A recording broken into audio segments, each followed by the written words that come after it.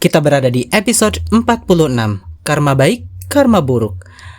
Oke guys, assalamualaikum warahmatullahi wabarakatuh. Berjumpa lagi tentunya bersama kita Pelita.hati 207. Kenapa 207? Kapan-kapan ya gue bakalan jelasin ketika subscriber gue udah 1 juta, bukan rupiah, tapi 1 juta manusia ya. Di antara semua pelita ada Pelita Hati, di antara semua Pelita Hati ada Pelita Hati 207. Terima kasih banget ya kepada editor dan juga admin Pelita Hati 207 podcast ini. Jahid Tel Aviv ya tentunya. Makasih banyak atas semua bantuan-bantuannya dikala saya sibuk, dikala saya nganggur, dikala saya tidak enak badan, dikala saya tidak enak pikiran. You always hadir dalam hidup gue ya untuk membantu pekerjaan-pekerjaan gue. Tentunya dapat bayaran ya, masa nggak dapat bayaran? Udah capek-capek kerja udah capek-capek kerja masa nggak dapat bayaran. Oke, bagi kalian yang belum subscribe, silakan subscribe sekarang juga karena subscribe itu gratis. Dan kalau kalian tahu Pelita Hati 207 ini subscribernya udah ribuan dengan antusiasme komentar yang luar biasa. Kalian bisa cek aja di mana-mana ya. Tuh kan jadi batuk gue. Baru juga episode 46 udah gegayaan. Kalau episode 400 baru lu begitu ya kan. Nah, tapi bagi yang udah subscribe, aduh saya ucapin terima kasih banyak, terima kasih banget ya. Karena dukungan kalian itu amat berarti dan sangat berharga bagi saya dan bagi perkembangan channel ini ya. Nah, kita tuh lagi bahas apa sih? Kita lagi bahas ada beberapa orang yang tidak mempercayai karma karena bahasa lah, karena apalah gitu. Tapi ada orang-orang yang mempercayai tentang karma. Jadi gini guys, pada dasarnya semua agama itu mempercayai adanya karma. Hanya bedanya adalah mereka itu berbeda di penamaan. Karena secara definisi karma itu kan seseorang melakukan tindakan kebaikan, kemudian akan dibalas kebaikan, baik di kehidupan yang sekarang atau kehidupan di masa-masa jangka panjangnya, atau kehidupan di hereafter gitu, maksudnya kehidupan di akhirat atau kehidupan setelah kematian seperti itu. Kalau Hindu Buddha mungkin sudah mengenalnya lebih dulu ya dengan istilah karma, karena bahasa karma itu sendiri memang bahasa Sanskerta ya, yang memang berasal dari sononya begitu. Tetapi bagi kita-kita yang beragama Islam terkadang menyepelekan kalimat serta pengertian itu dikarenakan itu bukan dari agama Islam, itu bukan dari agama kita. Jadi tidak penting namanya karena itu kan serapan atau bahasa ya, kata serapan dari agama yang memang hampir kebanyakan menggunakan kata atau kalimat itu. Sementara Islam tidak menggunakan kata atau kalimat itu. Ya bukan berarti tidak ada, karena secara makna tentu ada. Contoh begini, kalau di dalam Islam itu kan di dalam Al-Quran dikatakan hal jazaul ihsani illal ihsan. Tidaklah kebaikan kecuali dibalas juga dengan kebaikan. Nah, mafhum mukhalafahnya atau pemahaman sebaliknya itu kalau keburukan yang dibalas juga dengan keburukan. Atau di dalam hadis juga dikatakan begini, al jaza min jinsil amal. Jadi balasan itu juga tergantung dari perbuatannya begitu.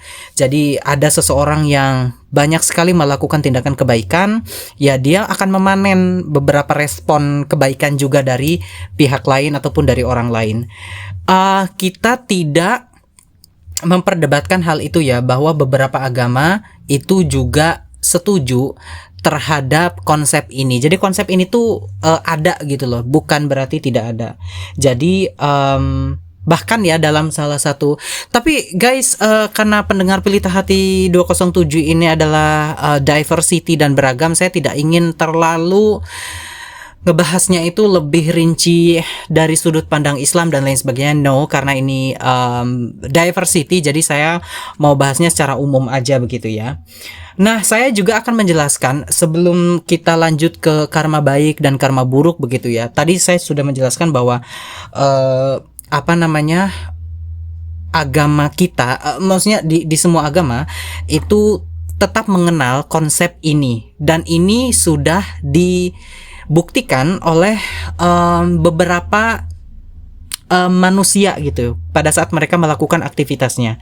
Nah, saya juga akan menjelaskan tentang universe law. Apa itu universe law? Universe law itu adalah hukum alam semesta ataupun hukum semesta. Saya akan ambil contoh begini. Salah satu hukum alam semesta itu adalah di mana seseorang secara tersendirinya akan mendapatkan kebaikan pada saat dia baik. Secara tersendirinya, secara seleksi alamnya, dia akan mendapatkan keburukan, dia akan mendapatkan kesialan pada saat dia melakukan tindakan-tindakan buruk, baik di masa lalu ataupun yang di masa sekarang. Saya akan ambil contoh. Dahulu manusia sebelum mengenal agama, mungkin Judaism 5.000 tahun yang lalu, terus kemudian Christianity itu 2.000 tahun yang lalu. Of course 2024 tahun yang lalu ya, because Jesus Christ itu disalib di tahun pertama gitu ya.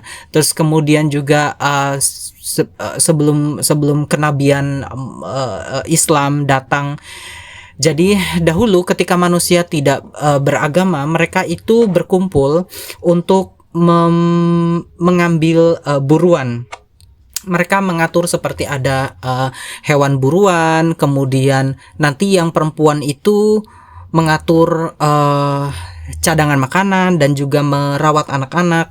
Nanti di antara laki-laki yang perkasa, mereka itu secara selektif dan secara alami akan menunjuk, bapak ini aja nih yang kuat nih, yang kayaknya kalau omongannya bagus, teori-teorinya keren, kita tunjuk aja jadi leader gitu. Nanti di antara 3 kandidat yang akan ditunjuk menjadi leader, mana nih yang kira-kira bisa ngayomin, karena ada yang bisa jadi leader tapi galaknya luar biasa, nggak bisa ngayomin. Nah, universe law itu ataupun hukum alam semesta itu seperti itu. Jadi tanpa mereka itu terus kemudian di sosial masyarakat begitu ya, ada orang-orang tertentu yang mereka itu suka sekali senyum, suka memberikan makanan. Ketika ada pengemis, begitu ada orang miskin, disediakan makanan, datang ke rumah, seperti itu. Jadi tanpa mengenal hadis tentang sodako, tanpa mengenal ketuhanan, tanpa mengenal orang tersebut, mengenal lebih detail tentang agama, karena agama belum ada kala itu, secara otomatis ada orang-orang yang melihat orang ini baik, lantas kemudian dia dengan sendirinya mendapatkan bantuan pada saat dia sulit, pada saat dia butuh sesuatu, kemudian ada saja orang yang menolong karena ada orang yang empati, orang yang simpati kepada orang ini. Jadi bayangkan dalam universe law ini atau dalam hukum semesta ini, sebelum agama hadir sekalipun itu sudah mengenal hal ini. Jadi apalagi tentunya agama lebih menegaskan lagi, kalau kamu melakukan kebaikan dapat pahala, kalau kamu melakukan keburukan atau kriminal kamu bakalan dapat dosa. Dan cara mensucikan dosa beragam, ada yang bertobat, ada yang dan lain sebagainya. Jadi ini masuk dalam pembahasan karma baik dan karma buruk. Selain semua agama itu juga membahas karma baik dan karma buruk, yang berikutnya adalah karena hukum alam semesta itu tadi yang mengenal hal itu, begitu ya. Nah, berikutnya nih ya, dalam karma baik dan karma buruk yang sudah kita jelaskan tadi, seseorang melakukan tindakan kebaikan, lantas nanti mendapatkan kebaikan pula. Jadi kemudian seseorang yang melakukan tindakan keburukan, maling segala macam, itu juga mendapatkan celaka begitu ya di masa yang akan datang. Nah, mereka itu selalu akan mendapatkan sorry gue belepotan banget. Ada istilahnya tuh karma instan dan karma yang ditangguhkan. Apa itu karma instan dan karma yang ditangguhkan? Karma instan itu adalah seseorang yang melakukan tindakan penjagalan misal, terus kemudian gini, ada temannya mau keluar dari pintu begitu ya, dijegal, kemudian pas dia lari kepalanya kepentok gitu. Nah, ini kan sering ada istilah kalau di sosial media itu karma instan ya. Jadi seseorang langsung kontan dibayar di per hari itu juga mendapatkan karma.